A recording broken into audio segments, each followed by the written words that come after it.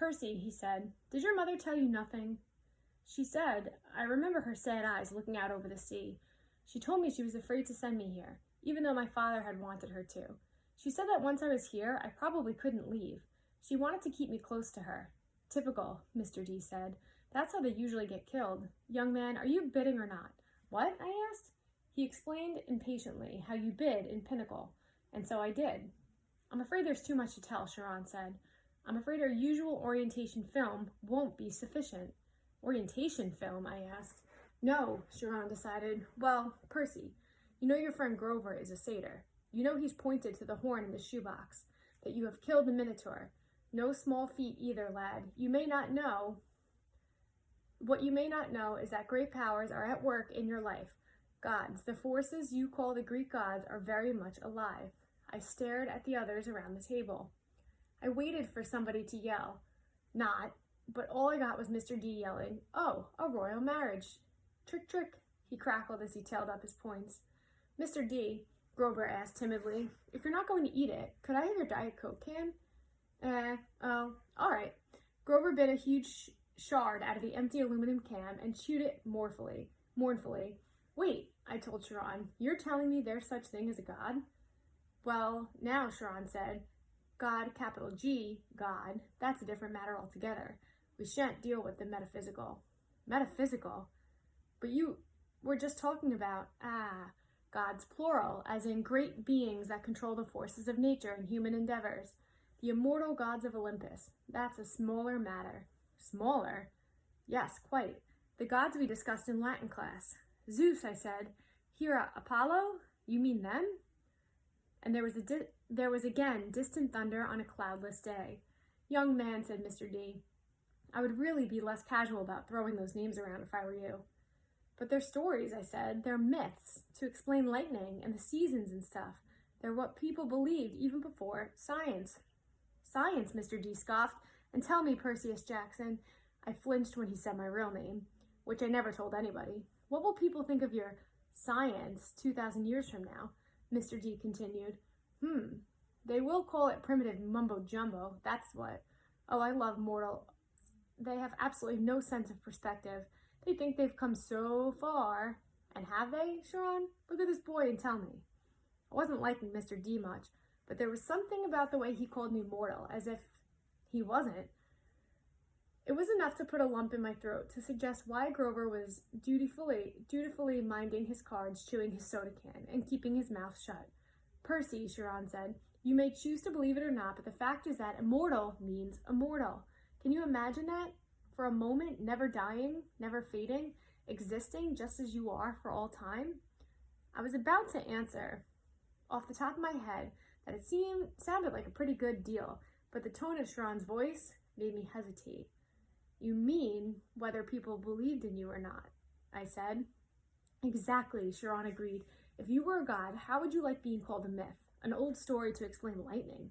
What if I told you, Perseus Jackson, that someday people would call you a myth, just created to explain how little boys can get over losing their mothers? My heart pounded.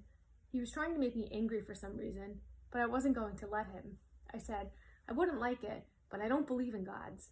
Oh, you better, Mr. D murmured, before one of them incinerates you. Grover said, please, sir, he just lost his mother. He's in shock. A lucky thing, too, Mr. D grumbled, playing a card. Bad enough I'm confined to this miserable job, working with boys who don't even believe.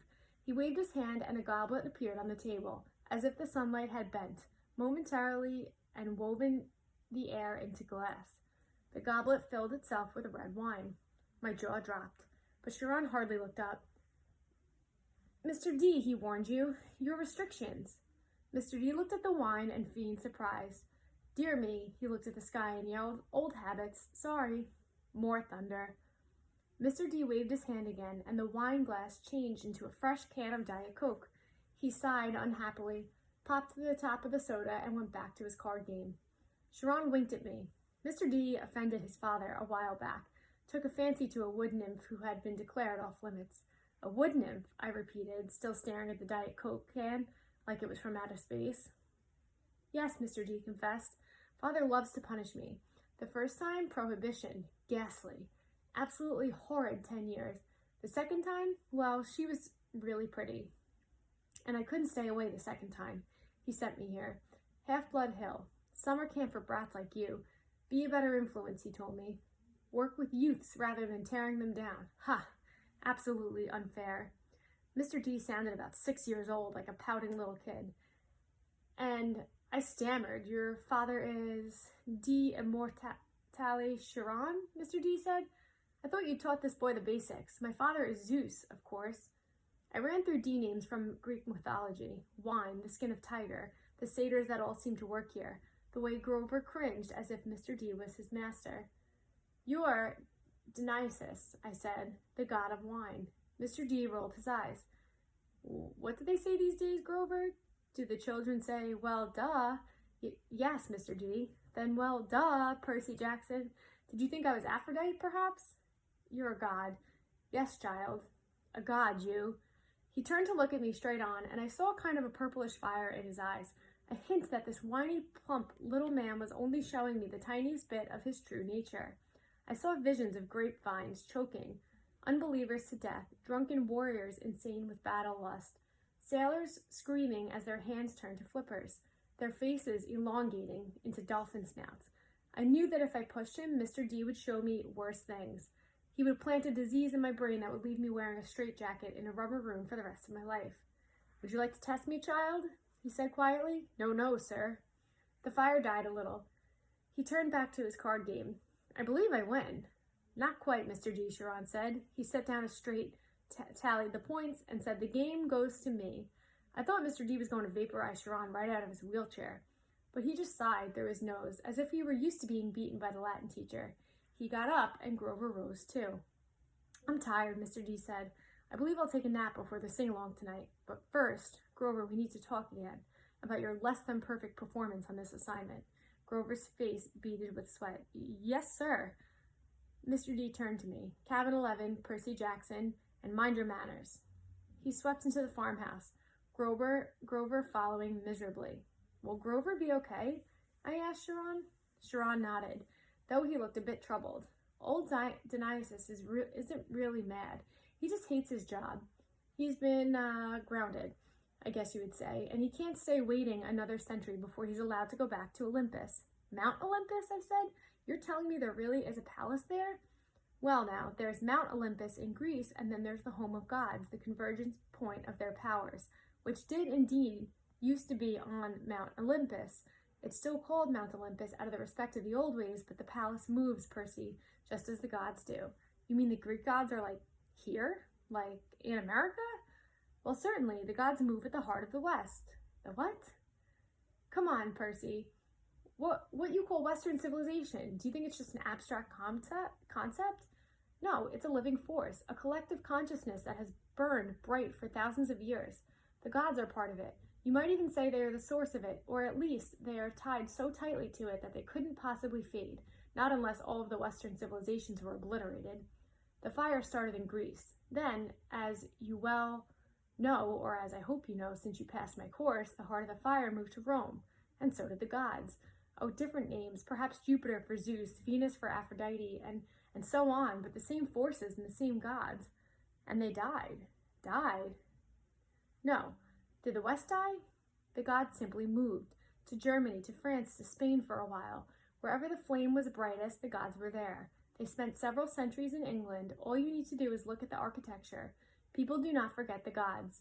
Every place they've ruled for the last 3,000 years, you can see them in paintings, in statues on the most important buildings. And yes, Percy, of course they are now in your United States. Look at your symbol, the eagle of Zeus. Look at the statue of Prometheus in Rockefeller Center, the Greek facades of your government buildings in Washington. I defy you to find any American city where the Olympians are not prominently displayed in multiple places. Like it or not, and believe me, plenty of people weren't fond of Rome either, America is now the heart of the flame. It is a great power of the West, and so Olympus is here, and we are here. It was all too much, especially the fact that I seemed to be included in Chiron's we, as if we were part of some club. Who are you, Chiron? Who am I? Chiron smiled. He shifted his weight as if we were going to get up out of his wheelchair, but I knew that was impossible. He was paralyzed from the waist down. Who are you? He mused. Well, that's the question we all want answered, isn't it? But for now, we should get you a bunk in cabin 11. There will be new friends to meet and plenty of times for lessons tomorrow. Besides, there will be s'mores at the campfire tonight, and I simply adore chocolate. And then he did rise from his wheelchair, but there was something odd about the way he did it. His blanket fell away from his legs, but his legs didn't move. His waist kept getting longer, rising above his belt. At first, I thought he was wearing a very long, white velvet underwear, but as he kept rising out of the chair, taller than any man, I realized that the velvet underwear wasn't underwear. It was the front of an animal, muscle and sinew under coarse white fur. And the wheelchair wasn't a chair. It was some kind of container, an enormous box on wheels, and it must have been magic because there's no way it could have held all of him. A leg came out, long and knobby-kneed, with a huge polished hoof, and then another front leg, then hindquarters, then the box was empty. Nothing but a metal shell with a couple of fake human legs attached. I stared at the horse who had just sprung from the wheelchair, a huge white stallion, but where its neck should have been was the upper body of my Latin teacher, smoothly grafted to the horse's trunk. What a relief, the centaur said. I'd been cooped up in there so long, my fetlocks had fallen asleep. Now, come, Percy Jackson, let's meet the other campers.